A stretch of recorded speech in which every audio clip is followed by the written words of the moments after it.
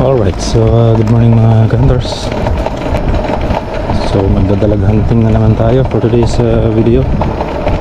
Alright, so hahanap tayo ng magandang spot. Hahanap tayo ng location ng snakehead. Sisilip-silipin muna natin kung mayroong snakehead sa ating paghahagisan. So walang naligaw dito.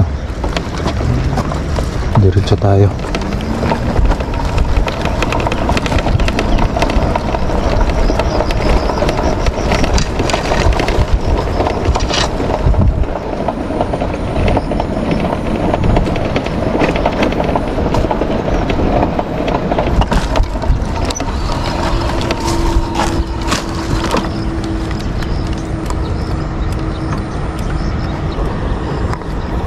Iwan lang natin yung ating service dito mga hunters.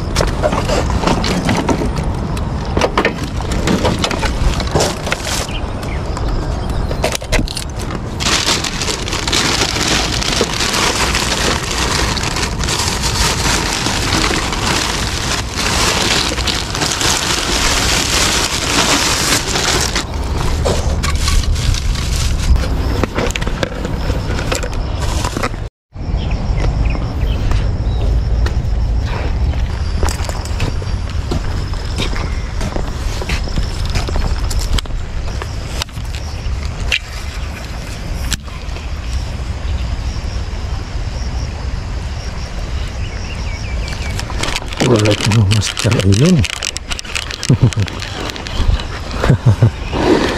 Alright, hindi na natin pinupunduhan to.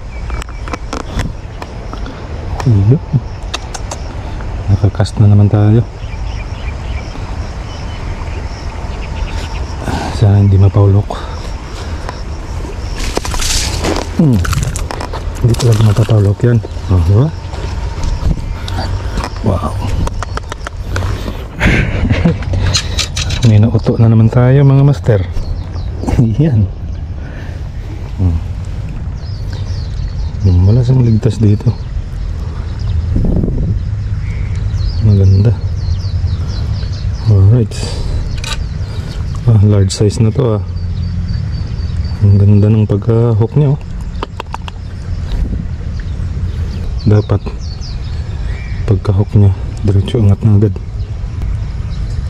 Tinawanan lang siya ng palakaw. Wow, what a nice catch today. So yan mga kaibigan, kahuli na naman tayo. Another catch. Alright. Wow.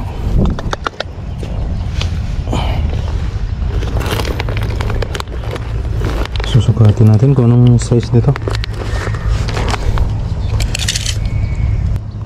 So ayan, 15 inches. Alright, so 15 inches yung haba niya mga kaibigan. So ibabalik natin ito sa ilog.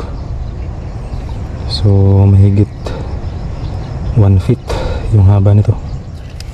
Alright.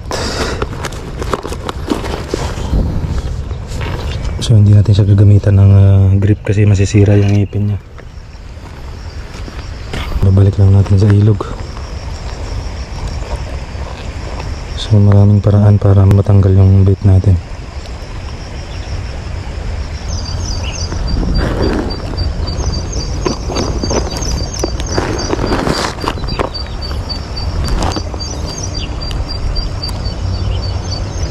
Yan mga kaibigan, tanggal na. Right.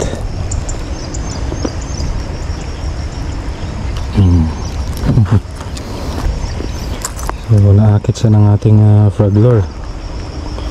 Alright. So na-trigger kaagad natin.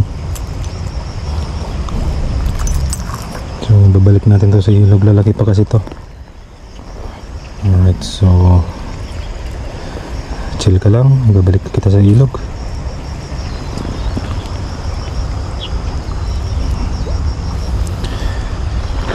Babato na lang kita. Malakas ka naman eh. Alright. 1, 2, 3, dive! Alright sa mga kaibigan, so hanggang sa muli, thank you for watching. This is Mr. Hunter Lifestyle. Alright, goodbye.